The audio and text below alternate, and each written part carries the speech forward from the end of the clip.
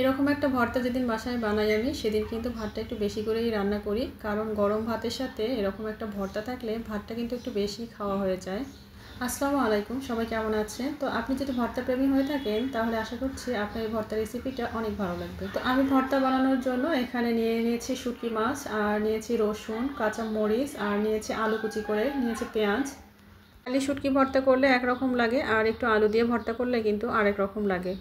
আমার কাছে কিন্তু এই শুটকির মধ্যে একটু আলু দিয়ে ভর্তা করলেও বেশ ভালো লাগে, কারণ একটু মাখো মাখো হয়। তো এজন্য আমি কিন্তু একটু আলু কুচি করেও নিয়েছি। আর এখন আমি সরিষার তেলে ভালো করে শুটকি মাছগুলো ভেজে নিচ্ছি। আমি কিন্তু হালকা আছে, আর শুটকি মাছগুলো একদম মুচমুচে করে ভেজে নেব। মুচমুচে করলে কিন্তু শুটকি মাছের গন্ধটা একদম থাকে না। শুটকি মাছগুলো কিন্তু ভেজে নেওয়া হয়ে গিয়েছে, একটা প্লেটে আমি উঠিয়ে রাখছি। আর ওই তেলের মধ্যে আবার আমি ভেজে নিচ্ছি কুচি করা আলুগুলো। কুচি করা আলুগুলো দিয়ে কিন্তু আমি একটু হালকা আঁচে ভেজে নেব, আর কিছুক্ষণের জন্য ঢাকনা দিয়ে দিচ্ছি যেন হালকা করে সিদ্ধ হয়ে আসে আলুটা।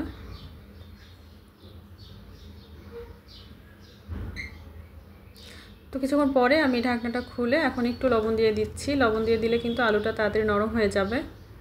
দিয়ে কিন্তু আমি ভেজে নিচ্ছি ভালো করে, আর কিন্তু ঢাকনা দিচ্ছি না, এখন শুধু ভেজে নেব মুচমুচে করে। আর এখন এ পর্যায়ে আমি দিয়ে দিচ্ছি রসুন আর কাঁচামরিচটা। রসুনগুলো সব দেবো না, আমি আরও একটা ভর্তা বানাবো, এর জন্য কিন্তু রসুনগুলো রেখে দিয়েছি। আর এবার দিয়ে দিচ্ছি শুকনো মরিচ। আর শুকনো মরিচ আর কাঁচামরিচ দুইটা দিলেই কিন্তু বেশি টেস্ট হয় ভর্তা। বিশেষ করে শুটকি ভর্তাতে কিন্তু দুইটা মরিচ মিক্সড করে দিলেই বেশি টেস্ট হয়। এখন আমি ভালো করে সবগুলো ভেজে নিচ্ছি, আর সবগুলো ভেজে নিয়ে কিন্তু এক সাইড করে রাখছি।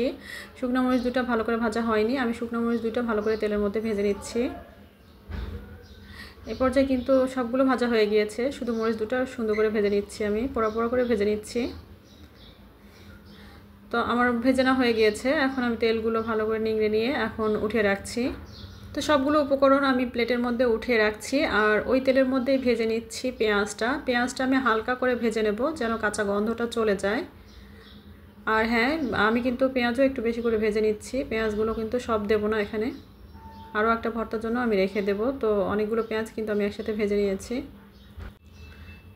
তো আমার সব উপকরণ ভাজা হয়ে গিয়েছে, এখন আমি একটা পাটার মধ্যে ভর্তাটা বানিয়ে নিচ্ছি। এই ভর্তাটা কিন্তু ব্লেন্ডারেও বানানো যাবে, কিন্তু ব্লেন্ডারে অতটা টেস্ট আসবে না যতটা টেস্ট পাটার মধ্যে বেটে বানালে হয়।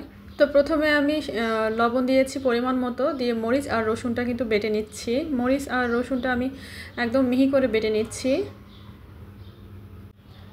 তো আমার মরিচ রসুনটা বাটা হয়ে গেলে তারপর আমি ভেজে রাখা শুটকিগুলোও কিন্তু দিয়ে ভালো করে বেটে নেব।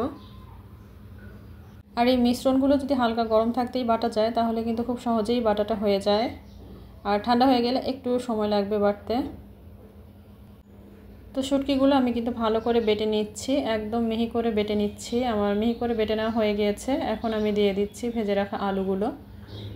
ভেজে রাখা আলুগুলো দিয়েও কিন্তু ভালো করে মিহি করে বেটে নিচ্ছি। এখন বেটে নেওয়া হয়ে গিয়েছে, এ পর্যায়ে আমি দিয়ে দিচ্ছি পেঁয়াজগুলো। পেঁয়াজ দিয়েও একটু বেটে নেব। পেঁয়াজটা দিয়ে কিন্তু হাতে মাখিয়ে নিলেও হবে, আর আমি কিন্তু একটু বেটে নিচ্ছি যেন পেঁয়াজটা একটু মাখা মাখা হয়ে যায় সাথে। তো ভর্তাটা কিন্তু আমার বাটা হয়ে গিয়েছে, এখন আমি এখানে সরিষার তেল দিয়ে দিচ্ছি। তো সরিষার তেল দিয়ে কিন্তু ভালো করে মিশিয়ে নিলেই ভর্তাটা রেডি হয়ে যাবে।